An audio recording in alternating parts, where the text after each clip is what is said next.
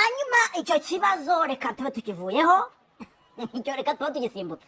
Hanyuma ikibazo dukurikijeho ni ikibazo cyo kuba abantu b'abaperezida rwose dufite ibidi dufite abantu b'abaperezida tudakoraga siporo nk'urugero murebere kuri perezida Paul Kagame rwose mureko afite agataye ajya muri siporo ameze neza. Hanyuma n'abandi tujye twireba nyaboneka dukoraga siporo murabona rwose za mudimbiri zaje imbere zo ziradebeka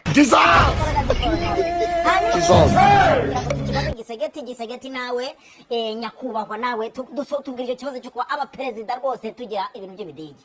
Yego nanjye akadigi ndagafite kari kuza gake ariko nshobana tubwire muri make ikintu kiba gituma abenshi mu baperezida bagira utudigi bagira kanya bakita kanya kubahwa nga wadusobanurira.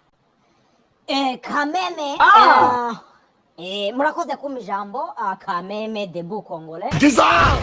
Vraiment je numva ikibazo gitera kuba dufite nibura tutudigi nibura impamvu ituma dufite izi za nyakubahwa numva ikibazo kibitera bamwe muri twe dushobora kuba turwaye tuyoka two mu nda ariko nibura nanone bamwe muri mwe dushobora kuba bamwe muri mwe nuko turya cyane nuko turya cyane dufite abakozi badutekera mu gitondo tubyutse dufite abakozi badutekera mu gitondo za tano nje numva ari cyo gitera kuba tubyibuha cyane Kameme.